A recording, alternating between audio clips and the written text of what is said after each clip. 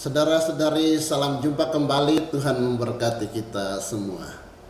Pertanggungjawaban iman yang dilakukan oleh Romo Patris dan juga Romo Alphonse membuat pendeta Muriwali atau pendeta MIM seolah-olah kepanasan.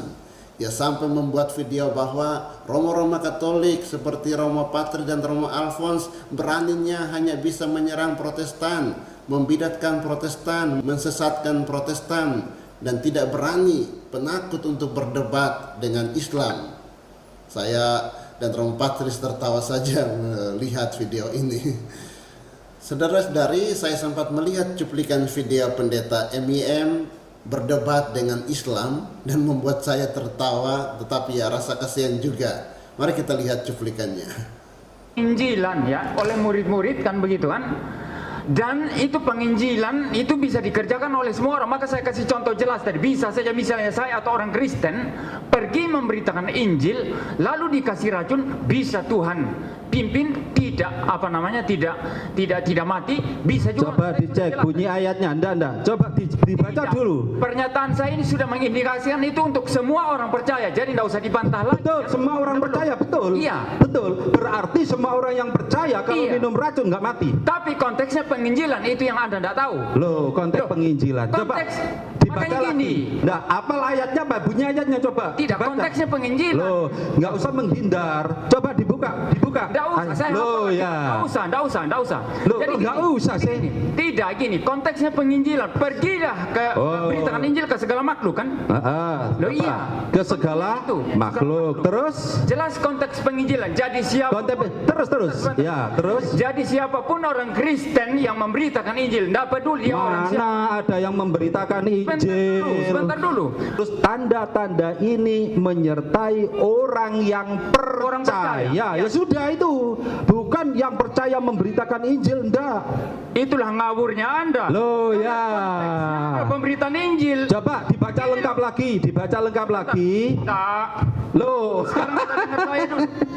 Sekarang Anda dengar saya dulu. Yesus datang ke dalam dunia apa sih? Saya bilang tadi, dengar dulu. Penebusan. Karena penebusan itu pun juga dusta. Sebentar dulu. Karena penebusan, maka ketika Yesus selesaikan karya penebusannya, sekarang dia perintahkan orang percaya siapa saja untuk memberitakan Injil. Ini konteksnya. Dan dalam konteks ini muncullah kata-kata ini tadi, masalah racun, pegang ular dan lain sebagainya. Itu kan orang yang percaya toh. Itu yang Anda dapat. Tuhan Yesus bisa menolong manusia Yesus apa tidak?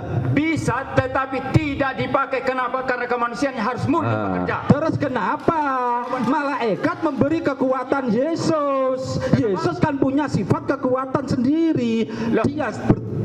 Dia itu Tuhan. Makanya saya sudah bilang itu tidak dijadikan hak istimewa karena kemanusiaannya harus menderita. Nah, mengapa harus menderita? Nah, berarti ya Anda bicara dalam konteks Islam Anda, saya tidak mau. Enggak.